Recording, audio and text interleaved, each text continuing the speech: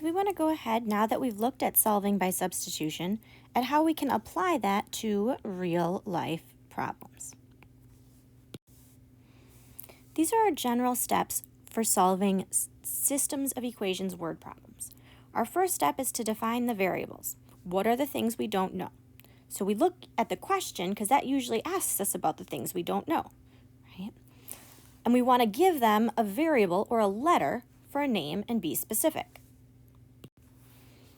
If we look at step 1 for our first example, if I read through this problem, a large pizza at Polynesios Pizzeria costs $6.80 plus 90 cents for each topping. The cost of a large cheese pizza at Guido's Pizza is $7.30 plus 65 cents for each topping. The question asks how many toppings need to be added to a large cheese pizza in order for the pizzas to cost the same, right? So at those two places. So when I read that question, what are the two things that I don't know, right? I don't know how many toppings, and I don't know how much they're going to cost, right? So I need to give those things a name. We could choose to use X and Y. You can choose to use X and Y for every single problem if you want to. I want to practice using different letters here. So I'm going to use T for number of toppings. So T is the number of toppings added.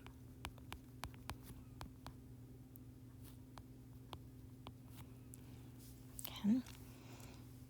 Not just T equals toppings, but specific. How many means the number of toppings, right? And then we'll use C for the cost. So the total cost of the pizza.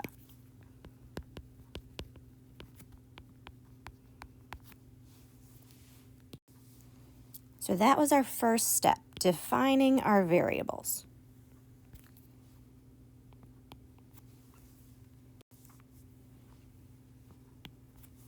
Our second step is writing a system of equations. So we want to identify what our two equations are going to represent.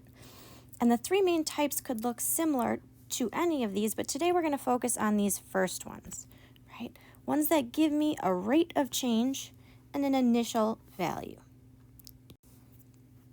So what are my equations going to be? Well, I need one equation that represents the cost of a pizza at Polynesios. So the first equation is my cost at Polynesios.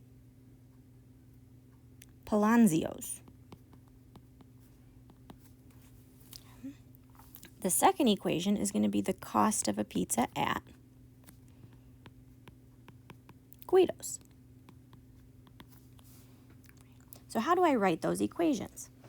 Well, if I want it in y equals mx plus b form, I know the cost is, right, the cost is the rate of change, 90 cents, 0.9 or 0.90 would be okay, but we just don't need to show that extra 0. Right? For every topping, make that look a little bit better. Right. Each is my keyword telling me that that was my rate of change or the thing that happened over and over again, plus that $6.80 that we started with. So we started at $6.80 and we add 90 cents for each topping. We could do the same thing to write our equation for Guido's, right? I need to know my rate of change. Each topping was 65 cents. So 0.65 times the number of toppings. But this pizza started off being more expensive, $7.30. Right? Again, if you put the extra zeros at the end, that wouldn't hurt anything. Right? So our second step was to write our system of equations. So now that we're done with that second step, we want to look at our third step, which is actually solving the system of equations. So how do I solve that system of equations? If I want to solve that system of equations using substitution, I am going to substitute C, the cost, from the first equation in for C in the second equation. So my third step, solving that equation, so use substitution.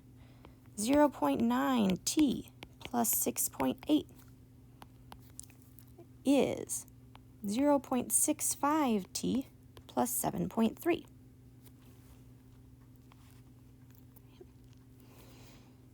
Move my t's to the same side. I'm going to subtract the smaller one, 0.65t.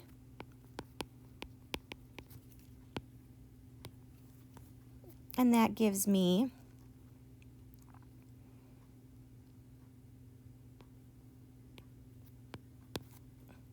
25 cents difference per topping.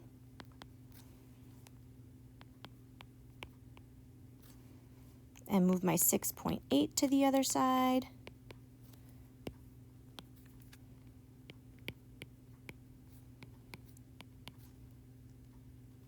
So there was a 50-cent difference in total price. And when I divide by that 0.25, it tells me T would equal 2. What does that really mean? And for this problem, I don't know if I even need, does the question ask me to find the total cost? Do I ever need to really find C?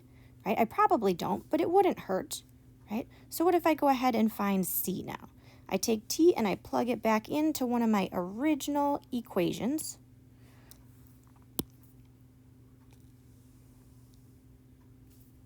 All right, so if C was 0.9 T plus 6.8, and I put in 2 for T, what would be the cost of a pizza with 2 toppings?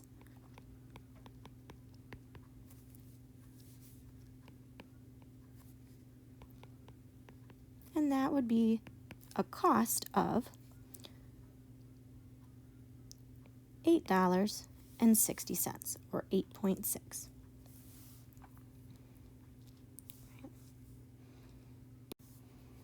So now we solved the system of equations. Right? We chose to use substitution for this one. And our last step is to answer the original question. Right? So you want to make sure our answer is reasonable and answer in a complete sentence. So does it seem reasonable? A large cheese pizza with 2 toppings costs $8.60? Yeah, that seems pretty reasonable to me. So then to answer the question, how many toppings needed to be added in order for the pizzas to cost the same?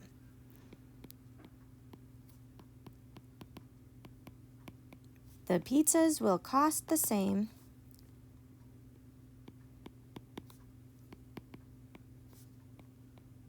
or even more. I could be more specific and that would be a little bit better, I bet. The pizzas will both cost $8.60 if 2 toppings are added.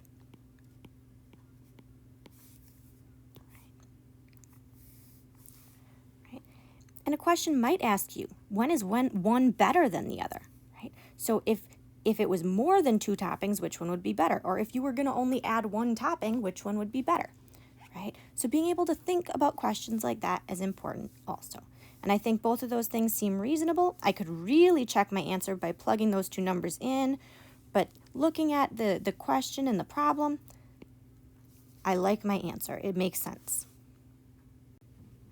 So it's up to you if you want to look at the next video that has one more example of a word problem, or if you're ready to try those word problems on your own.